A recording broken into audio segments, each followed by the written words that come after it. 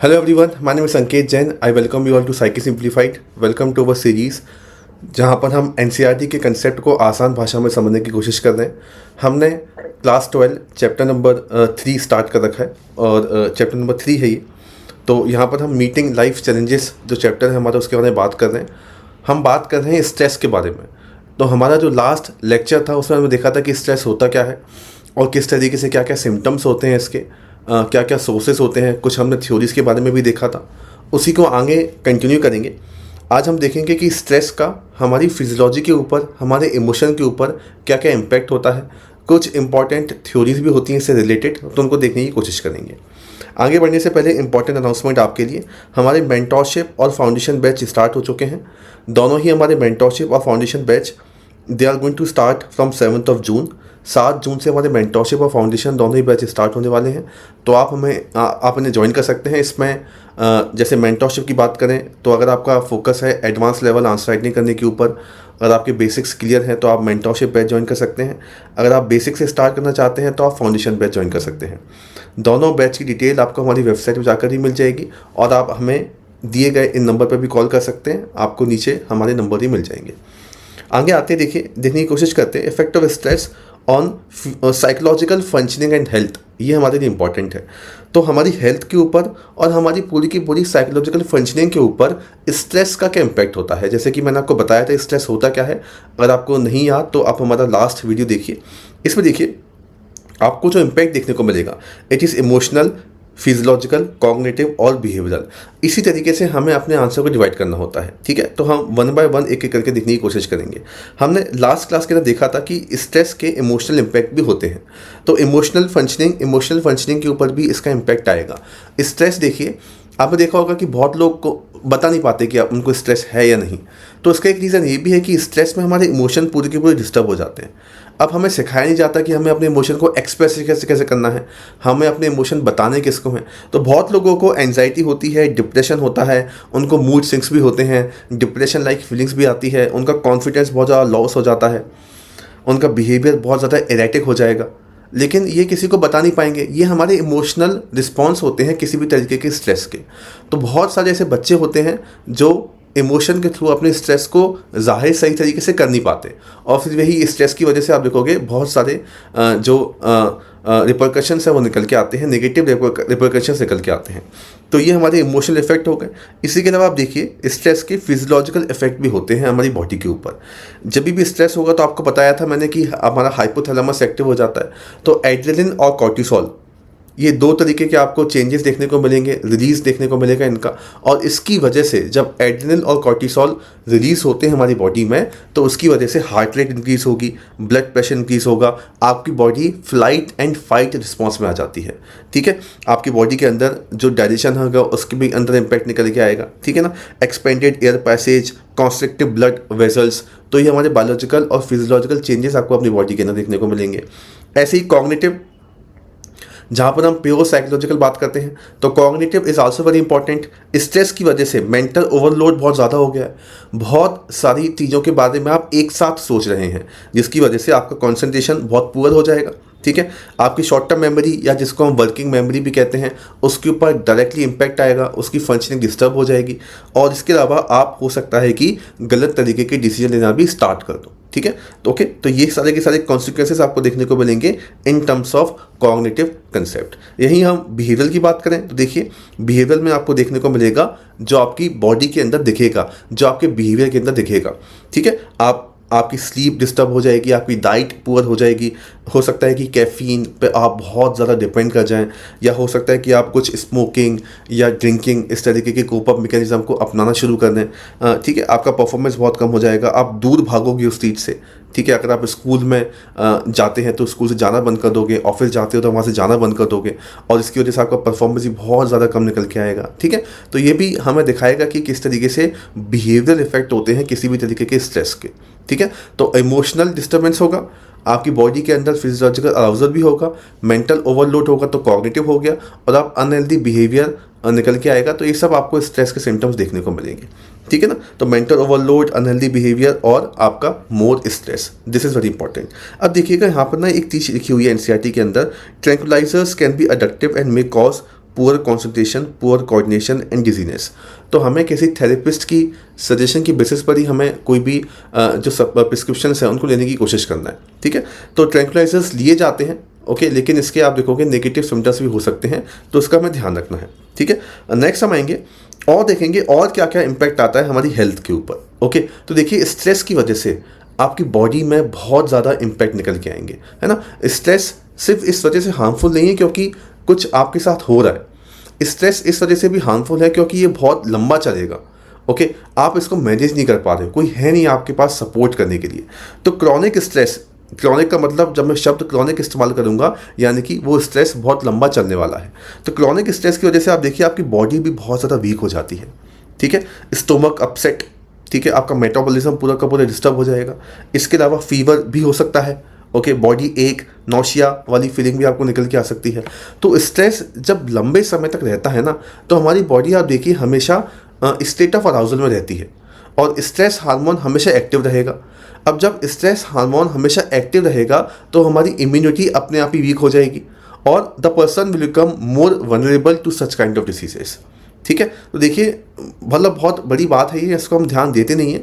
तो इसलिए कहा जाता है कि स्टूडेंट्स और इंडिविजुअल्स जो प्रेशर में होते हैं, स्ट्रेस पे काम करते हैं, तो आप तुरंत रिपोर्ट कीजिए कि भाई हमें स्ट्रेस है, क्योंकि इसकी वजह से देखिए ये सब समस्याएं भी निकल के आ रही हैं, ठीक है। एंड ड्यूरिंग एग्जाम और personal unhappiness people often fall sick more frequently. तो क्रॉनिक स्ट्रेस यानी कि लंबे समय तक चलेगा, it can divert attention from self care also, ठीक है। हम क्या कहते हैं, अपना ध्यान हमें खुद रखना है, ठीक है। लेकिन जब आपका स्ट्रेस है तो आपकी नींद पूरी नहीं हो रही है, आप खाना ठीक से खाओगे नहीं, एक्सरसाइज को आप अवॉइड करोगे, ठीक है, या फिर आपकी दवाइयाँ जो हैं उनको भी निगलेक्ट करोगे, तो हेल्थी रूटीन से डिस्टर्ब हो गए ना आपके सारे के सारे, ठीक है। तो आपकी जो सेल्फ केयर वाला काम है वो तो पूरा का पूरा खत्म ही हो गया।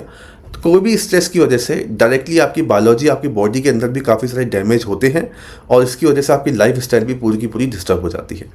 लास्ट स्टेज आप देखिए इसके अंदर ना, देखिए एक बर्नआउट की स्टेज भी होती है। थर्ड हम देखेंगे बर्नआउट। बर्नआउट भी देखिए, burnout is the final stage. Stress का जो फाइनल आपका होगा वो होगा बर्नआउट, कि अब तो भाई खत्म हो चुका है। A state of physical, emotional and psychological exhaustion. जब लंबे समय तक स्ट्रेस चलता आ रहा है तो क्या हो गया, आपकी बॉडी हो गई एग्जॉस्ट। तो बहुत डिमांडिंग सिचुएशन है, सपोर्ट आपके पास कोई है ही नहीं, स्ट्रेस आपका खत्म हो नहीं रहा है, तो बर्नआउट हो जाएगा। अब बर्नआउट आपको समझना पड़ेगा, burnout is not just simple कि आप थक चुके हैं। टायर्डनेस अलग चीज़ होती है, बर्नआउट अलग चीज़ होती है। बर्नआउट के अंदर फिजिकल एग्जॉशन भी होगा, यानी कि आपकी बॉडी वीक हो जाएगी, आपकी एनर्जी कमज़ोर हो जाएगी। इमोशनल एग्जॉशन भी होगा, एंजाइटी, इरिटेशन बहुत ज़्यादा होगा। साइकोलॉजिकल एग्जॉशन भी होगा, आपको लगेगा कि भाई कोई है ही नहीं मेरी मदद करने के लिए, लॉस ऑफ मोटिवेशन आपको हो जाएगा, ठीक है। तो ये बर्नआउट भी आपको देखने को मिलेगा फिजिकल, इमोशनल और साइकोलॉजिकल लेवल के ऊपर, ठीक है ना। तो आई थिंक ये क्लैरिटी आपको निकल के आएगी कि स्ट्रेस अगर होगा तो उससे हमें क्या क्या इंपैक्ट देखने को मिल सकते हैं, हमारी हेल्थ के ऊपर क्या क्या इंपैक्ट आएंगे। तो ये हमें डिस्कस किए, ठीक है।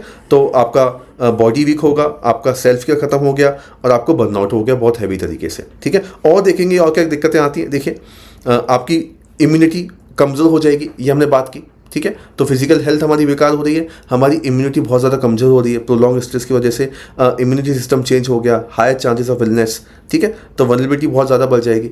Urgency data panel 50 to 70% stress play an important role in many physical illness. 60% of medical visits are often stress related symptoms, क्योंकि आपकी इम्यूनिटी बहुत ज़्यादा जो है वीक हो चुकी है, ठीक है। नेक्स्ट आप देखोगे इसी के अंदर हेल्थ रिलेटेड प्रॉब्लम्स हो सकते हैं आपको, asthma, high blood pressure, allergy, headache, ulcer, okay. तो ये स्ट्रेस की वजह से हमें बहुत सारी बीमारियां भी निकल के आ सकती हैं अगर ये स्ट्रेस आपका लंबे समय तक चलता है तो, ठीक है। तो हेल्थ रिलेटेड बहुत दिक्कतें आपको निकल के आएंगी, ठीक है। नेक्स्ट हम देखते हैं, इसमें देखिए एक इंपॉर्टेंट फिनोमेना होता है, ये इंपॉर्टेंट थ्योरी हम करने की कोशिश करेंगे, इसको हम कहते हैं जनरल अडॉप्टेशन सिंड्रोम, ठीक है। तो आपको याद होगा हमने एक हैंस सेली के बारे में पढ़ा था अपने लास्ट लेक्चर में, उन्होंने हमें बताया था कि जनरल अडॉप्टेशन सिंड्रोम होता है। अब होता क्या, देखिए 3 तरीके की स्टेज होती है, एक होता है अलार्म, एक होता है रेजिस्टेंस, एक होता है एग्जॉशन, ठीक है। तो हैंस सेली observe a similar bodily response pattern across different prolong stressor, called it general adaptation syndrome. तो आपको याद होगा जो हैंस सेली जो थे उन्होंने बताया था कि भाई एक तरीके का रिस्पॉन्स आता है, नॉन स्पेसिफिक रिस्पॉन्स, जिसको काफ़ी लोगों ने क्रिटिसाइज भी किया था। तो सेली क्या कहते हैं कि हमारी बॉडी एक कॉमन बायोलॉजिकल रिस्पॉन्स देती है अगर स्ट्रेस लंबे समय तक चलेगा तो। वो क्या होगा, अलार्म होता है, रेजिस्टेंस होता है और एग्जॉशन होता है। सबसे पहले क्या होगा, अलार्म रिएक्शन होगा। स्ट्रेस एक्टिवेट, आपकी बॉडी को एक्टिवेट कर देगा, कोई भी स्ट्रेस आएगा, हार्मोन रिलीज होना स्टार्ट हो जाएंगे, आपकी बॉडी तैयार होगी किसके लिए, फ्लाइट और फाइट के लिए। आपको याद होगा 2 पाथवे हमने किए थे, ठीक है, एड्रेनलिन और पिट्यूटरी ग्लैंड वाला पाथवे, तो आपकी बॉडी तैयार हो गई। अब सेकेंड स्टेज जो होती है वो होती है रेजिस्टेंस वाली। अगर स्ट्रेस कंटिन्यू रहेगा तो बॉडी कोशिश करेगी उससे एडजस्ट करने की, उससे कोप अप करने की, है ना। तो इंसान देखेगा कि भाई मैं इससे कोप अप कर सकता हूँ या नहीं कर सकता, इंसान इसको रेजिस्ट करने की कोशिश करेगा। देखिए रेजिस्ट कर रहा है तो डिमांड और कोपिंग रिसोर्सेज देखने की कोशिश करेगा। Resources are used more cautiously. अगर रिसोर्सेज यूज़ हो गए सही तरीके से तो कोई दिक्कत की बात नहीं है। अगर रिसोर्सेज सही तरीके से यूज़ नहीं हो पाते हैं ना, तो दिक्कत निकल के आती है, आपकी बॉडी एग्जॉस्ट हो जाएगी कि भाई मेरे पास कुछ कोप अप मैकेनिज्म है ही नहीं इसको हैंडल करने का। तो continued stress drain your all body resources, alarm and resistance systems become ineffective, और इसकी वजह से दिक्कतें बहुत ज़्यादा निकल के आ जाती हैं। ठीक है, तो ये हमारा एक जनरल अडेप्टेशन सिंड्रोम होता है। आपकी बॉडी इस तरीके से रिस्पॉन्स करती है जब स्ट्रेस बहुत लंबे समय तक चलेगा। ठीक है, तो आप देखोगे यहाँ पर ये इस तरीके से कर्व आपको देखने को मिलेगी। अलार्म आप रजिस्ट करोगे, नहीं हो पा रहा तो आप गिर गए, एग्जॉशन हो गया, काम का खत्म हो गया। ठीक है, इस तरीके से आप देखिए स्ट्रेस ना हमारे जो इम्यून सिस्टम होता है ना उस पर बहुत ज़्यादा इम्पैक्ट डालती है। एक ब्रांच होती है साइकोलॉजी की जिसको हम कहते हैं psycho neuro immunology. Psycho neuro immunology ये समझने की कोशिश करती है कि हमारा माइंड, ब्रेन और इम्यून सिस्टम किस तरीके से आपस में एक दूसरे को इन्फ्लुएंस करेगा। तो माइंड पर तो इम्पैक्ट आ रहा है, ब्रेन पे भी आ रहा है, तो डेफिनेटली आपका इम्यून सिस्टम भी इम्पैक्ट होगा। ठीक है, तो आप देखने की कोशिश की यहाँ पर ये जो ब्रांच है साइको न्यूरो इम्यूनोलॉजी, तो ये इन तीनों का को रिलेशन देखती है, माइंड का, ब्रेन का और इम्यून सिस्टम का। ये समझने की कोशिश करेगी study of link between mind, brain and immune system. तो ये बताती है कि जब किसी इंसान को लंबे समय तक स्ट्रेस होता है तो आपके स्ट्रेस हार्मोन रिलीज होते हैं, जैसे कि कॉर्टिसोल हो गया। कॉर्टिसोल बहुत ज़्यादा एक्टिव हो जाता है, उसकी वजह से इम्यून सिस्टम आपका वीक हो जाता है और आपकी जो बॉडी की एबिलिटी होती है वो कमज़ोर होना शुरू हो जाती है। इसके अलावा देखिए ये जो इम्यून सेल होती हैं, टी सेल्स रिलीज होंगे, टी हेल्पर सेल ये इम्यून एक्टिविटी को इंक्रीज करती हैं। बी सेल होती हैं, नेचुरल किलर सेल होती हैं जो फाइट वायरसेस और ट्यूमर्स को हेल्प करेंगी। अब स्ट्रेस के अंदर क्या होता है, ये जो नेचुरल किलर सेल होती है ना, इनकी एक्टिविटी अपने आप ही कम हो जाती है। ओके, तो ये सब काम करती हैं ना, इनविडा को डिस्ट्रॉय करती हैं, आपका इम्यूनिटी आपकी स्ट्रॉन्ग कर दी हैं, ये एंटीबॉडी प्रोड्यूस कर दी हैं और ये फाइट कर रही हैं वायरस के अगेंस्ट या ट्यूमर्स के अगेंस्ट। और जैसे ही आपको स्ट्रेस होता है, आपको स्ट्रेस होगा तो ये सब जो होंगी, ये सब जो चीज़ें होंगी, ये क्या होगा, इनकी एक्टिविटी अपने आप ही कम हो जाएगी, which lower our defence against any kind of infection and against any kind of illness. ठीक है, तो ये बहुत इंपॉर्टेंट है समझना कि किस तरीके से हमारे इम्यून सिस्टम पर ये डायरेक्टली इम्पैक्ट करेगा। ठीक है, तो स्ट्रेस क्या करता है आपका, देखिए यहाँ पर स्ट्रेस आपको negative emotions, stress hormone, it weaken immune system और इससे हमारी बीमारी निकल के आएगी। तो हमारा जो इम्यून सिस्टम है, जो वाइट ब्लड सेल हो गया, ये जो एंटीबॉडीज़ हो गई, ये पूरी की पूरी आपकी वीक हो गई। ठीक है, तो it directly weaken our immunity system. Okay, तो ये आप लिख सकते हैं, प्रोलॉन्ग स्ट्रेस होगा तो कॉर्टिसोल और स्ट्रेस हार्मोन रिलीज होने की वजह से हमारी इम्यूनिटी पूरी की पूरी वीक होना स्टार्ट हो जाती है। इसी के अलावा स्ट्रेस हमारी लाइफ स्टाइल के ऊपर भी काफ़ी इम्पैक्ट डालता है। ठीक है, लाइफ स्टाइल यानी कि जिस तरीके से आप रहते हैं अपनी ज़िंदगी के अंदर। ओके, तो लाइफ स्टाइल यानी कि ओवरऑल पैटर्न, क्या आप चॉइसेस बनाते हो, कहाँ पे आप जाते हो, क्या आप खाते हो, किस तरीके का बिहेवियर आप अडॉप्ट करते हो।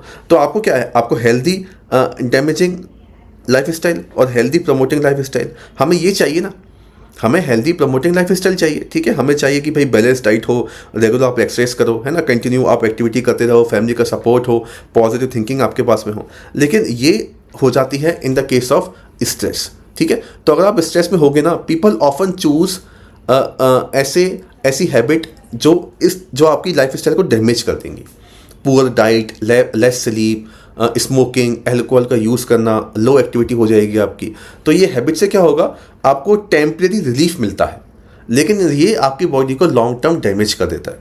देखिए, है ना, तो आप देखो जैसे हमारी ओवर ईटिंग बढ़ जाएगी तो न्यूट्रिशन हम नहीं लेंगे, है ना, तो इससे क्या हो रहा है, आपको इंस्टेंट रिवॉर्ड मिल रहा है ना। ठीक है, सोते नहीं हैं आप, हम दिन भर रात भर मोबाइल चलाएंगे, ठीक है, या हम कोप अप करने की कोशिश करेंगे with the help of smoking और अल्कोहल।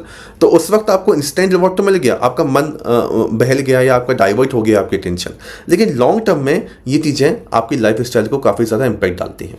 ठीक है, ओके, तो under stress quick comfort choices, healthy coping, long term protective behaviour. ठीक है, तो हमें ये करने की आवश्यकता होती है, हेल्दी हैबिट से होती है, हमें इनको अपनी ज़िंदगी के अंदर अडॉप्ट करना है, तभी जाकर हम स्ट्रेस से सही तरीके से कोप अप कर सकते हैं। तो आई होप आपको ये समझ में आएगा कि किस तरीके से स्ट्रेस इम्पैक्ट करता है हमारी इम्यून सिस्टम के ऊपर, हमारी बॉडी के ऊपर। अब इसी तरीके के टॉपिक्स अगर आप डिटेल में देखना चाहते हैं तो आप हमारा फाउंडेशन बैच जो है which is going to start from 7 June, आप इसको ज्वाइन कर सकते हैं। अगर आपके बेसिक्स क्लियर हैं तो आप हमारा मेंटरशिप बैच ज्वाइन कर सकते हैं, जहाँ पर हम एडवांस लेवल आंसर राइटिंग बच्चों को कराते हैं। Thank you very much.